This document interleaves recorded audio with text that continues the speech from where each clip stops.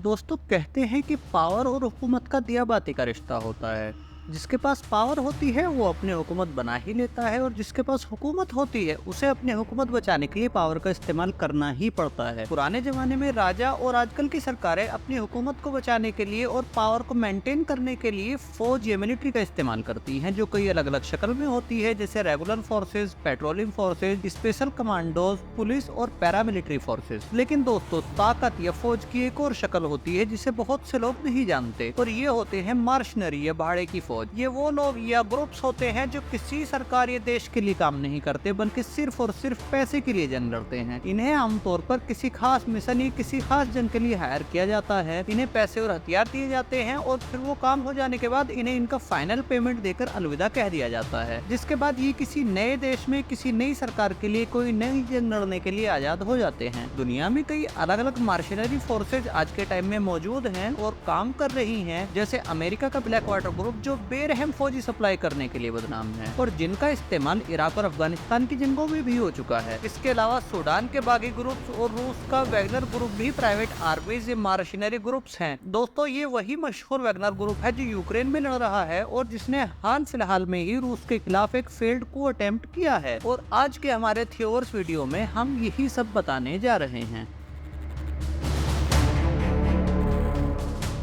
दोस्तों Wagner group के बारे में जानने से पहले हम एक इंटरेस्टिंग पर्सन के बारे में जान लेते हैं जिनका नाम है Yevgeny Prigozhin. Prigozhin Soviet union के लेनिनग्राड शहर में 1961 में पैदा हुआ था और इसका बचपन अक्सर शरारतें और छोटे मोटे क्राइम करते हुए गुजरा। 1977 में 18 साल की उम्र में ये अपने दोस्तों के साथ जेल गया और इस पर आरोप ये था कि ये लोग रात में ग्रुप बनाकर अंधेरी जगहों में गुजरने वाले लोगों और औरतों को पकड़ लेते और मारपीट कर लूट लेते। 3 साल बाद ही जेल से छूटा तो कभी ट्रैक्टर चलाया तो कभी पेंटिंग का काम किया और आखिर में 1991 में जब सोवियत यूनियन टूटकर रूस बन गया तो इसने लेनिनग्राड शहर जो सेंट पीटर्सबर्ग बन चुका था वहां खाना या हॉट डॉग बेचना शुरू कर दिया। धीरे धीरे काम चला तो इसने एक छोटा सा रेस्टोरेंट भी शुरू कर दिया। लोगों को इसके खाने का टेस्ट पसंद आने लगा तो रेस्टोरेंट का साइज भी बढ़ गया और अब कई बड़े बड़े लोग इसका खाना खाने के लिए आने लगे। इनमें से एक थे शहर के तब के मेयर मिखाइल मानोविच। लेकिन एक दिन मिखाइल के साथ उनका एक दोस्त भी यहाँ खाना खाने आया जिसे आप शायद पहचानते होंगे।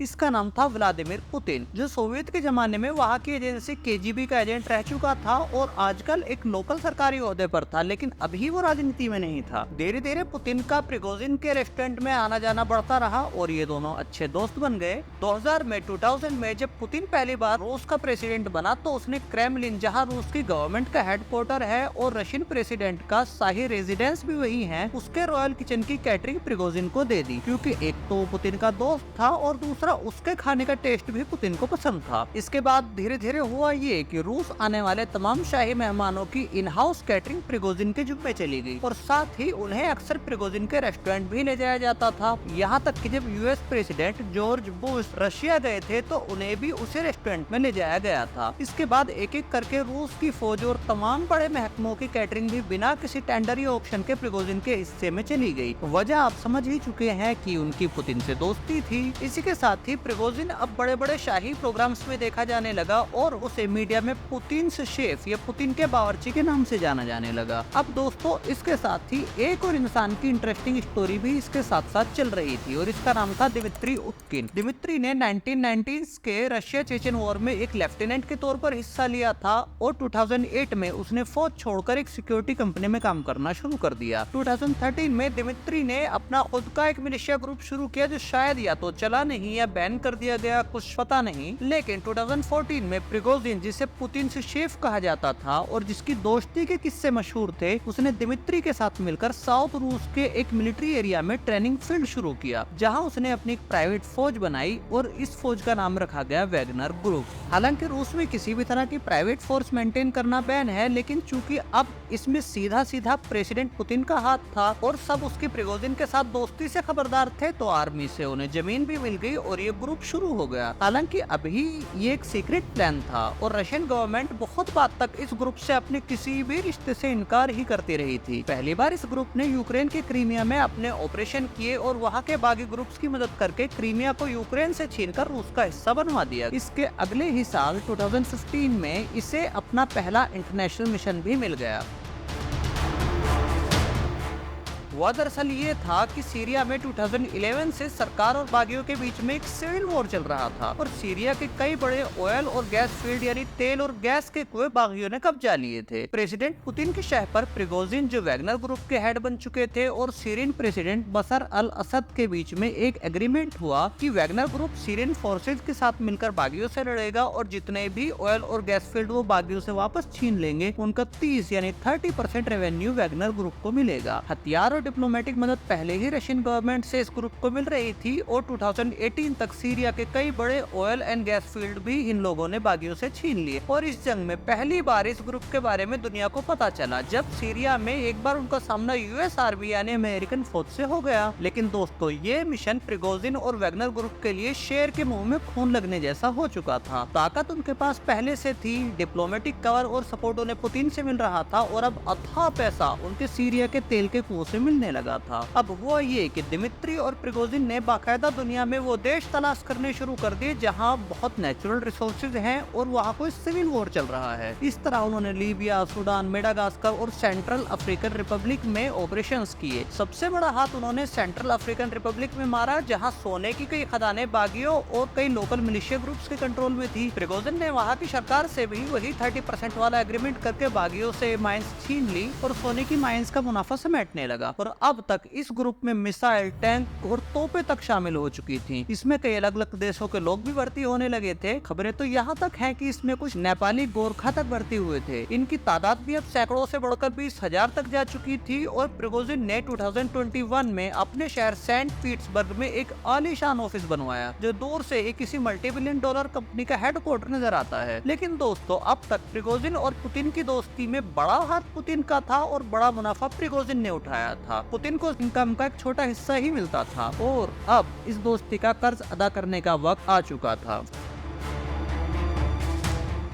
फरवरी 2022 में रूस ने यूक्रेन पर हमला कर दिया और फ्रंट लाइन बैटल का काम उम्मीद के मुताबिक वैगनर ग्रुप को दिया गया। दोस्तों दुनिया की तमाम सरकारें वैसे तो इस तकनीक का इस्तेमाल करती हैं, वो सबसे आगे फ्रंट लाइन में अक्सर प्राइवेट आर्मीज और फाइटर ग्रुप्स को भेजती हैं और जब ये अगली लाइन के भाड़े के फौजी मर कट कर जंग को आसान बना देते हैं तो पीछे से देश की रेगुलर आर्मी आकर मोर्चा संभाल लेती है जिससे रेगुलर फौज के कम जवान मारे जाते हैं। और जैसा कि आप जानते हैं कि प्राइवेट आर्मी के किसी जवान की मौत का सरकार को कोई जवाब नहीं देना पड़ता, सिर्फ पैसा देना पड़ता है, जबकि रेगुलर आर्मी के एक एक फौजी की जान के लिए सरकार जवाबदेह होती है। इसीलिए आगे की जंगों में भाड़े के फौजी ही अक्सर भेजे जाते हैं। अब यहाँ प्रिगोजिन को 3 बड़ी दिक्कतें होना शुरू हो गयी। एक तो ये कि अब तक इस ग्रुप ने सिर्फ बागियों के खिलाफ जंग की थी जिनके पास ना तो कोई प्रॉपर फौजी ट्रेनिंग होती है, ना सही हथियार और ना ही प्लानिंग, बस उन पर 4 तोपे लेकर चढ़ जाओ और जंग जीत लो। लेकिन यहाँ यूक्रेन में उनका सामना यूक्रेन की रेगुलर आर्मी से था जिनके पास ड्रोन से लेकर टैंक और फाइटर जेट सब थे और जिसे बैकडोर से अमेरिका और नाटो फोर्सेस से हथियार और ट्रेनिंग के साथ ही प्लानिंग और इंटेलिजेंस इनपुट तक मिल रहा था। और वैगनर फौजियों के लिए ये पहला प्रॉपर बैटल फील्ड था जिसमें जीत पाना कोई आसान काम तो नहीं था और मौतें भी जाहिर है यहाँ ज्यादा होनी थी।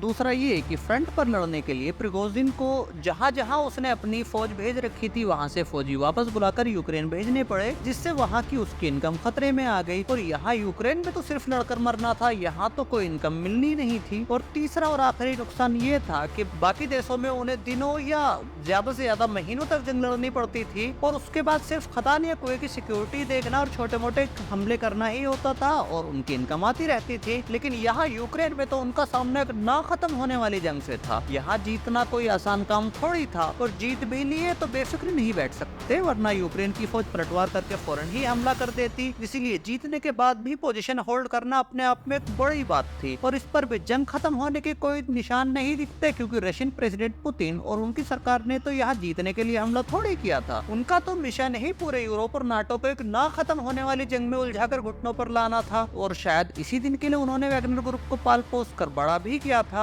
अब यहाँ वैगनर फौजी बड़ी तेजी से मारे जा रहे थे तो प्रिगोजिन ने प्रेसिडेंट पुतिन से इसकी शिकायत की। जवाब में उन्हें पुतिन ने फाइनेंशियल ग्रांट दी और साथ ही प्रिगोजिन को रशियन जेलों से फौजी भर्ती करने की छूट दे दी। अब होता ये था कि प्रिगोजिन खुलेआम रूस की जेलों में विजिट करते और कैदियों से कहते कि आप अगर वैगनर ग्रुप में शामिल होकर 6 महीने तक हमारे लिए लड़ो तो मैं आपको कानूनी माफी दिलवा सकता हूँ जिसके बाद आप अपने घर जा सकते हैं अगर आप 6 महीने की जंग में जिंदा बचे तो। अब क्योंकि जेलों में तो फांसी और उम्र कैद वाले लोग भी होते हैं तो उनके लिए जेल में मरने से बेहतर था कि बाहर जाकर वो जंग के मैदान में मरे। और साथ ही जिंदा बच निकलने पर घर वापस जाने का लालच कोई छोटी बात थोड़ी है।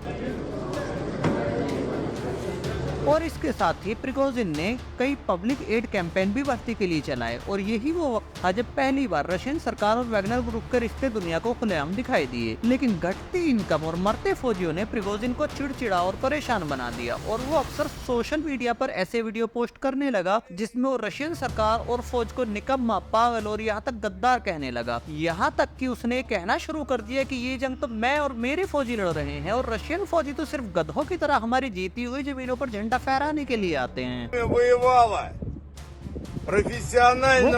सेवियर ऑफ द रशिया यानी रूस का रखवाला कहने लगा। अब जैसा आप अब तक समझ चुके होंगे कि इस सबसे रशियन फौज और सरकार के कान खड़े हो गए और कई ऑफिसर वैगनर ग्रुप को रूस की रेगुलर आर्मी में मर्ज करने की बात करने लगे। यानी उनके हिसाब से वैगनर ग्रुप को एक प्राइवेट ओन्ड आर्मी से बदलकर रेगुलर आर्मी की एक विंग बना देना चाहिए। अब जाहिर है कि ये बात प्रिगोजिन को और परेशान करने लगी क्योंकि उनके हाथ से प्राइवेट आर्मी के जाने का मतलब था कि सारी पावर, पॉलिटिकल पकड़ और तेल के कुओं और सोने की खदानों से आने वाली तमाम इनकम से एक साथ हाथ धो बैठना, जो पहले ही वैसे भी यूक्रेन वॉर की वजह से उनके हाथ से निकल रही थी। और आखिरकार उन्होंने 23 जून 2023 को रशियन कैपिटल मॉस्को पर हमले का ऐलान कर दिया। उन्होंने 24 जून की सुबह यूक्रेन से रूस का बॉर्डर पार करके मॉस्को की तरफ मार्च करना शुरू कर दिया और रूसी शहर रोस्टोव-डॉन पर अपना कब्जा जमा लिया और आगे हमले की तैयारी करने लगे। इस coup को उन्होंने मार्च ऑफ जस्टिस, इंसाफ के सफर का नाम दिया। प्रिगोजिन का कहना था कि पुतिन और रशियन एडमिनिस्ट्रेशन की कमियों की वजह से उनके 25,000 फौजी यूक्रेन में मारे गए, जिनका बदला वैगनर ग्रुप लेगा। हो सकता है कि शायद उनके जो फौजी अफ्रीका, सीरिया में मारे गए थे उन्हें वो फौजी ही न मानते हो, या जो सिविलियन इन देशों में वैगनर फौजियों ने मारे थे वो शायद इंसाफ या जस्टिस के लायक नहीं थे उनकी नजर में। बहरहाल 25 जून की सुबह वैगनर कॉन्वॉय ने रोस्टोव शहर से निकलकर मॉस्को की तरफ मूव करना शुरू कर दिया। दूसरी तरफ रशियन मिलिट्री भी एक्टिव हो गई और उन्होंने भी अपने हेलीकॉप्टर और फाइटर जेट से कॉन्वॉय पर हमला कर दिया, जिसमें से 1-2 हेलीकॉप्टर गिरा भी दिए गए। हालांकि ये खबर अभी कंफर्म नहीं हो सकी है। इसी दौरान रूस के पड़ोसी और ऑल टाइम एलाई बेलारूस के प्रेसिडेंट अलेक्जेंडर लुकाशेंको ने बीच में आकर सरकार और प्रिगोजिन के बीच में एक समझौता करवा दिया, जिसकी शर्तें तो पब्लिक नहीं है, लेकिन इतना क्लियर है कि एक तो अब वैगनर ग्रुप को रशियन फौज में शामिल कर लिया जाएगा और प्रिगोजिन या दिमित्री का इस पर कोई कंट्रोल नहीं रहेगा और इसके तमाम विदेशी ऑपरेशन भी अब रशियन सरकार ही देखेगी। दूसरा ये कि प्रिगोजिन को जिंदा छोड़ दिया गया है और साथ ही उस पर गद्दारी और वार क्राइम्स के कोई चार्जेस नहीं लगाए जाएंगे और उन पर कोई मुकदमा भी नहीं चलेगा, लेकिन उन्हें देश छोड़ना पड़ेगा। और दोस्तों, इसी के साथ ही प्रिगोजिन देश छोड़कर बेलारूस में पनाह लेने के लिए चला गया। अब इस इतनी बड़ी बगावत में आखिर पुतिन ने इतना ठंडा रवैया क्यों अपनाया और आगे क्या होगा, इस पर एक्सपर्ट एक बात पर एक मत हैं और वो ये कि ये दरअसल पुतिन का एक साइलेंट बट डेडली स्टेप है। अगर वो वैगनर कॉन्वॉय को ताकत के दम पर रोकते तो एक जंग होना तय थी, जिससे रूस के बहुत से फौजी मारे जाते और हो सकता था कुछ इलाके भी उनसे छिन जाते, लेकिन उससे बड़ा नुकसान ये होता कि वैगनर और रेगुलर फोर्सेज जब आपस में लड़ते तो यूक्रेन उनके हाथ से जरूर निकल जाता, जिसके लिए पुतिन के पास लॉन्ग टर्म प्लान्स हैं और साथ ही रूस की जियोपॉलिटिक्स भी कई साल पीछे चली जाती। आगे क्या होगा, इस पर एक्सपर्ट कहते हैं कि प्रिगोजिन से बदला नहीं लिया जाएगा, ऐसा पॉसिबल ही नहीं है, बल्कि उसके लिए बेलारूस में ही कुछ प्लान्स बनाए गए होंगे। जाहिर है उसे अभी और अपने देश में अगर मारा जाता या कत्ल किया जाता तो हो सकता था एक नई बगावत हो जाती या फिर देश में प्रोटेस्ट शुरू हो जाते, जिससे हालात पर पुतिन की पकड़ कमजोर हो जाती, जो वो नहीं चाहते थे। इसलिए हो सकता है कि खुद पुतिन ने ही बेलारूस सरकार से बीच में आकर समझौता ऑफर करने के लिए कहा हो, जिससे फिलहाल को भी रुक जाए और प्रिगोजिन को बाद के लिए बेलारूस में रख लिया जाए, जो वैसे भी पुतिन की पकड़ से बहुत दूर नहीं है। आपको ये वीडियो कैसा लगा हमें कमेंट में बताएं, दोस्तों के साथ शेयर करना न भूलें। ऐसे ही और इंटरेस्टिंग वीडियोस देखने के लिए सब्सक्राइब करें और बाकी के पुराने वीडियोस देखने के लिए यहाँ क्लिक करें। आपके प्यार भरे लाइक्स और कमेंट्स का बहुत बहुत शुक्रिया।